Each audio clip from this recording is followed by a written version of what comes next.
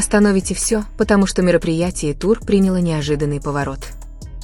Последний фан-кам Тэйона не просто взорвал интернет, он раскрыл деталь, которую фанаты совершенно упустили.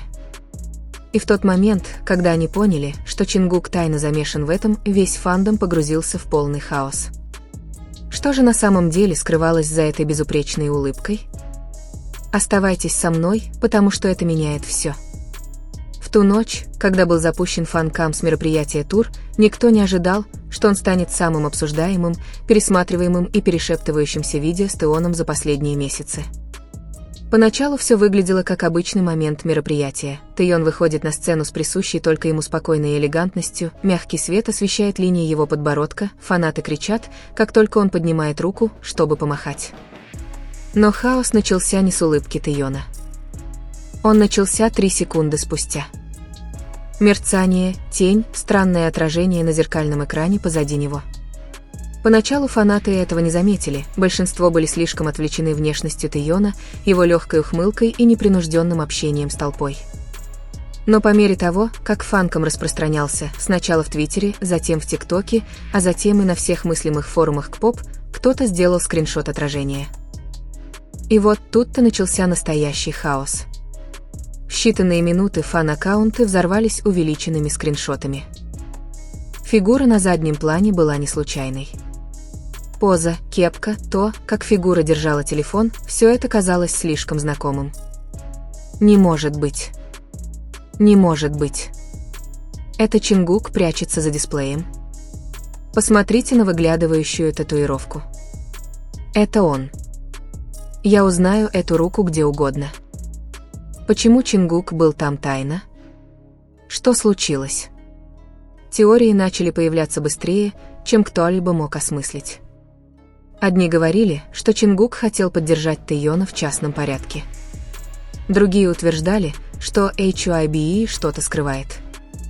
Некоторые настаивали, что это был вовсе не он, а просто сотрудник, подозрительно похожий на него. Но все стало еще страннее, когда автор оригинального фанкама опубликовал следующее. Клянусь, кто-то другой снимал Тэйона с правой стороны сцены. Кто-то высокий. И охрана вела себя странно. Внезапно оказалось, что дело не только в отражении. Речь шла о ком-то, кто находился там, где ему не полагалось быть. Кто-то близкий, кто-то знакомый, кого фандом никак не ожидал там увидеть. Выражение лица Тэйона тоже не складывалось в определенный ряд. Фан-камера показала что-то еще то, чего поначалу почти никто не заметил. В середине ролика, когда Тэйон повернулся к правой стороне зала, он на мгновение замер. Его взгляд смягчился. Выражение лица изменилось, словно он узнал кого-то за кадром, кого зрители никогда не видели. Он не улыбался ни толпе, ни персоналу. Это был нетипичный фан-сервис для айдолов. Это было тонкое, личное, теплое выражение лица, то выражение, которое Тэйон никогда не показывает, разве что кому-то, кого он хорошо знает. Поклонники сразу связали все точки воедино. Он увидел Чингука. Вот почему его выражение лица изменилось. Он узнал его. Если это правда, почему Чингук прятался? И почему Тэйон делал вид, что ничего не произошло? Скрытое присутствие Чингука подтвердилось, когда следующая волна хаоса ударила еще сильнее. Сотрудник, явно не осознавая, как быстро фанаты все замечают, опубликовал в Instagram сторис всего на несколько секунд закулисное видео с места проведения мероприятия. И вот он, сидящий в конце, наполовину прикрытый оборудованием, в маске и толстовке, Чингук. Историю тут же удалили, но скриншоты уже были повсюду. Теперь фанаты уже не просто строили догадки. Они знали, что Чингук был там, спрятался, наблюдал за Тэйоном, без предупреждения. И все задавали один и тот же вопрос. Почему? Люди, близкие к мероприятию, начали перешептываться в интернете. Ассистент визажиста анонимно написал: «Я видел Чингука на секунду». Его не должно было быть видно. Охрана не дала ему двигаться. Фанат, работавший в кейтеринге, сказал: «Мне показалось, что этот парень знаком, но потом он исчез». Кто-то еще написал, они вошли по отдельности, вышли по отдельности, а персонал вел себя так, будто это было совершенно секретно. Это было ненормально, ни для случайной поддержки, ни для дружеского визита. Происходило что-то еще, что-то большее, что-то, из-за чего Тэйон выглядел тихо и эмоционально на сцене, а Чингук прятался в тени, словно защищая что-то или кого-то. По мере того, как фан-камера продолжала вращаться, зоркие фанаты заметили еще одну деталь. В последние минуты мероприятия, прямо перед тем, как Тэйон сошел со сцены, он сделал что-то совершенно нетипичное. Что-то незначительное, но слишком намеренное, чтобы остаться незамеченным. Он снова взглянул в правую сторону, то же самое место, где был замечен прячущийся Чингук. И на этот раз Тэйон опустил руку и слегка постучал пальцами по бедру. 3 удара. Короткая пауза. Затем еще 2. Поклонники, знакомые с военной техникой, сразу поняли это. Сигнал. Не случайный, не эстетичный, не нервное ёрзание, а безмолвный жест, используемый для незаметного общения на расстоянии. И если Чингук действительно стоял там, сигнал предназначался ему. Когда Тэйон вышел за кулисы, охрана внезапно пришла в замешательство. В сеть попало закулисное видео, всего несколько секунд, снятое кем-то, кто не должен был снимать. На этом видео 2 сотрудников бросились в коридор, шепча: «Уберите его немедленно». Фанаты что-то видели. Не подпускайте их близко. Он не должен был там быть. Выведите его через запасной выход. Фандом взорвался. Кого они пытались убрать? Кого не должно было быть видно? Ответ казался очевидным – Чингука. Реакция персонала была ненормальной. Они вели себя так, будто имели дело со знаменитостью, которая пытается не попасться, или с тем, чье присутствие вызовет споры, если будет раскрыто. Но почему фанаты должны были столкнуться с проблемой, увидев Чингука на мероприятии Тэйона? Если только его появление не означало чего-то, что компания не хотела раскрывать. Фанат, ожидавший снаружи концертного зала, выложил дрожащее видео, снятое издалека. На нем было видно, как черная машина, без логотипов и без конвоя охраны, подъезжает к зданию. Высокий человек в маске быстро забрался внутрь. Позже другой фанат утверждал, что видел, как та же машина забирала Тэйона с другого выхода. Разные приезды, разные отъезды, но машина одна и та же. Теории лопнули. У них один личный водитель? Они уехали вместе после тайной встречи? Пытается ли HYB скрыть их от людей? Хронология не сходилась, если только Чингук все это время не стоял в тишине, ожидая, где его никто не мог увидеть. Затем всплыло нечто еще более шокирующее, слитая аудиозапись. Фанатик, стоявший у коридора за кулисами, записал короткий ролик. В нем 2 сотрудника говорят приглушенными голосами. Он пришел только потому, что Тэйон попросил его. Да, но его не должны были видеть. Это снова вызовет слухи. Снова слухи. Фандом замер. Какие слухи? Почему снова? Что случилось раньше, о чем публика не знала? Одно было ясно, Чингук пришел не один. Тэйон хотел, чтобы он был там. И какой бы ни была причина, это было достаточно важно для Чингука, чтобы рискнуть быть увиденным, спрятаться за дисплеями и быть сопровождаемым как тайный гость. А потом настоящая бомба упала. Тэйон полез в сумку и вытащил маленькую флешку, ту, которую менеджер считал несуществующей.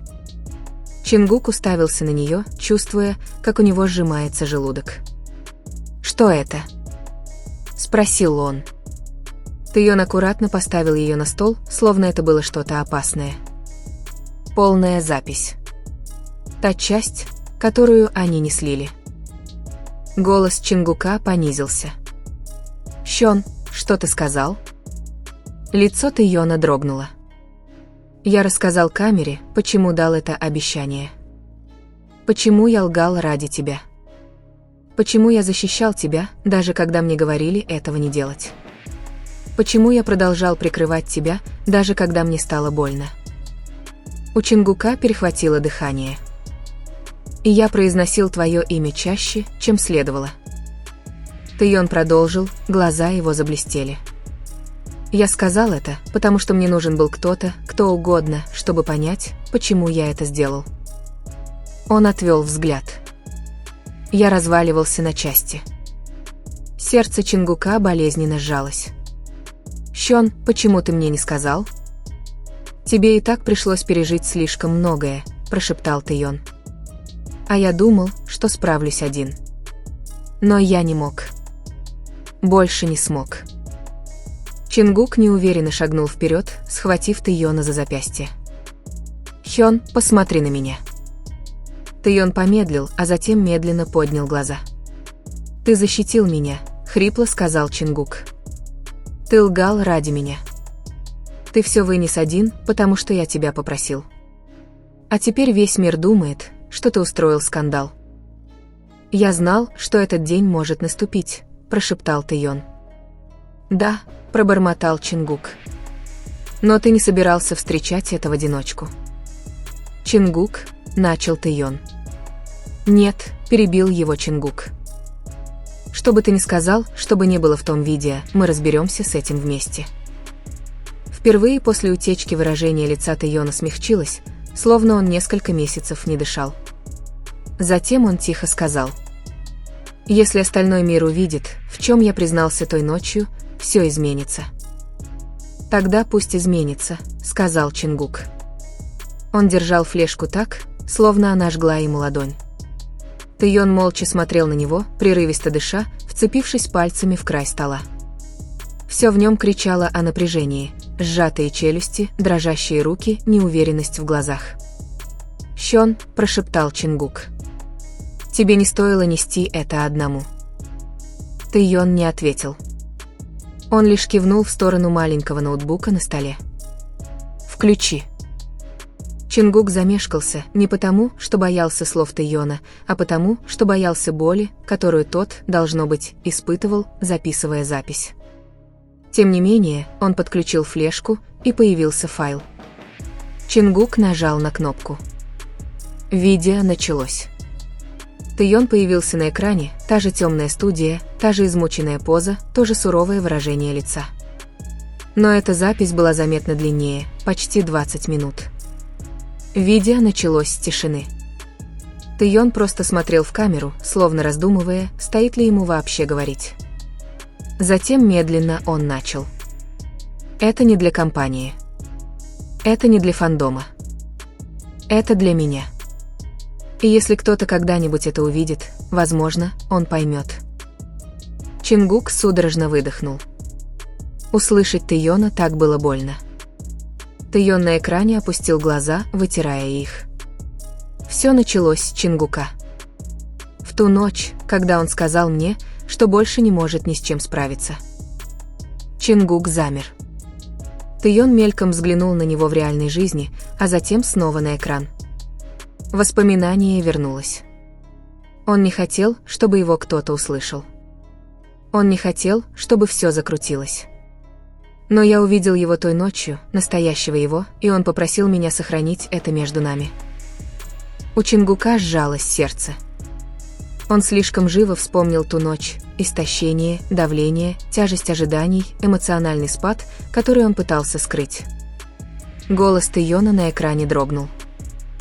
Люди заметили, как он изменился. Они стали его допрашивать. Они стали меня допрашивать. А я скрывал улыбкой каждый синяк, каждую слезу, каждый ночной срыв, потому что не хотел, чтобы кто-то винил его. Глаза Чингука расширились. «Хён, просто смотри», – прошептал Тэйон. Тэйон на экране наклонился ближе, его глаза покраснели и блестели. Правда в том, что это была не просто одна ночь. Это продолжалось. Он продолжал ломаться. И каждый раз он приходил ко мне. У Чингука перехватило дыхание. Голос Тэйона смягчился. Я никогда не говорил ему, как мне страшно, как больно видеть, как он рушится. Как бы мне хотелось, чтобы кто-то защитил его так же, как он защищает всех остальных. Настоящий Тэйон слегка вздрогнул. А затем экранный Тэйон сказал то, от чего сердце Чингука замерло. Я защитил Чингука не только потому, что он попросил. Я защитил его, потому что заботился о нем больше, чем следовало бы. Чингук медленно моргнул, шокированный, растерянный, с перехватившим дыханием. По лицу Тэйона на экране скатилась слеза. Вот почему я больше не могу это хранить. Если что-нибудь случится, правда где-то рядом. Видео резко оборвалось. В комнате воцарилась гнетущая тишина. Чингук смотрел на пустой экран, его сердце колотилось так громко, что он почти ничего не слышал. Наконец он повернулся к Тэйону. «Хён», – прошептал он дрожащим голосом. «Ты все это терпел из-за меня?» Тэйон не поднял глаз. «Я же говорил, ты не должен был этого видеть». Чингук шагнул к нему. «Хён, ты заботился больше, чем следовало». «Что это значит?» Тэйон резко вдохнул, наконец встретившись взглядом с Чингуком. В них клубился страх, несомненный, уязвимый. Его голос прозвучал едва громче шепота. «Потому что правда, которую я скрывал, заключалась в том, что я не просто защищал тебя». Он сделал паузу. «Я защищал свои чувства к тебе». Чингук почувствовал, как мир перевернулся. Воздух исчез. Все остановилось. Между ними повисла тишина. Сердце бешено колотилось, дыхание сбивалось, пока признание Тэйона повторялось снова и снова. «Я защищал свои чувства к тебе». Эти слова повисли в воздухе, словно нечто опасное, хрупкое и способное изменить мир. Чингук шагнул вперед. Тэйон отступил назад. «Хён», – прошептал Чингук внезапно охрипшим голосом. «Пожалуйста, скажи мне, что ты не это имел в виду». В глазах Тэйона мелькнули боль, страх и что-то, что он так долго подавлял. «Чингук», – тихо сказал он. «Не делай этого». «Мне нужно это услышать», – выдохнул Чингук, дрожа. «Прямо сейчас». «Ты серьезно сказал?» Что переживал больше, чем следовало? Губы Тэйона приоткрылись, но он не издал ни звука. Чингук подошел ближе, сокращая расстояние. «Хён, посмотри на меня».